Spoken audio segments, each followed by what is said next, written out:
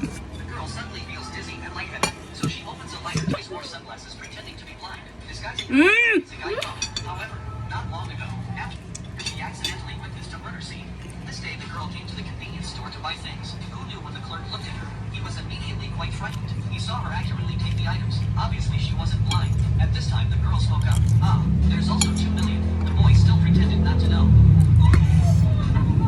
Then she slowly took off her glasses. The boy was immediately stunned. It seems what happened that night. She saw everything clearly. The girl took the opportunity to say, if you want the hammer, have the 2 million ready tomorrow. Watching the blind woman's departing figure, the boy finally understood. No wonder the police didn't investigate him. It turns out the murder weapon hammer left at the scene was taken by this woman. The man asked the convenience store owner for an advance on his salary. He even ran home, sold his house, finally scraped together 2 million. At this moment, he nervously sat on the girl's sofa, started counting money. He timidly asked the girl if she could return the hammer to him, but the girl said back. The girl was still threatening to report him. Finally, the boy couldn't stand it anymore, swung the hammer to make her shut up forever.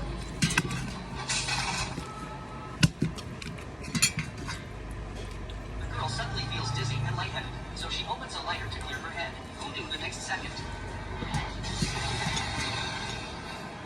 From that time on, she always wore sunglasses pretending to be blind, disguising her pet dog as a guide dog. However, not long ago, after she accidentally witnessed a murder scene, this day the girl came to the convenience store to buy things. Who knew when the clerk looked at her? He was immediately quite frightened. He saw her accurately take the items. Obviously, she wasn't blind. At this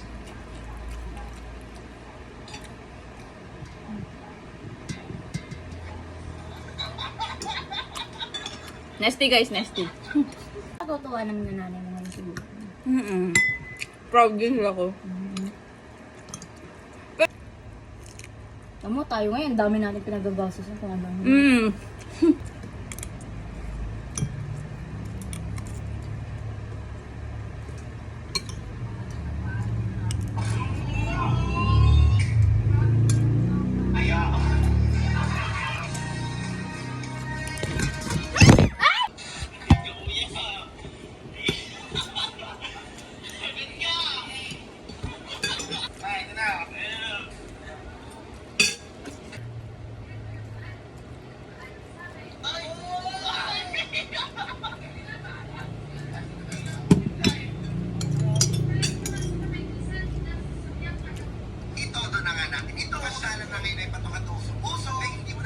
Sa tayo or ano? Dito yung sa atin.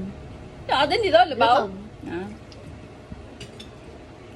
Babalak din na kami pupunta kasi nga lang, ay, puro tinamad na eh. Ayoko din. Siguro natin, ay, yung pag-gym pa natin po. Pag-gym pero kanta rin na ano. Lakas na naman.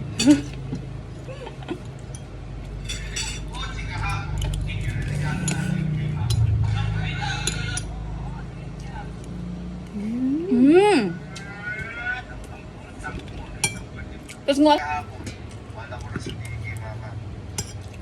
ayun no. Thankful. thankful ba yun ah? Naalala ko pagkabata pa Oo. Hindi naman super effort na ano. Mas better pa rin ganun. Tingnan mo yung ibang ano ngayon. Ay, may anak mo siya. Diba? Lalago siya Bakit nagkaanak. din yung sobra kasi? Oo.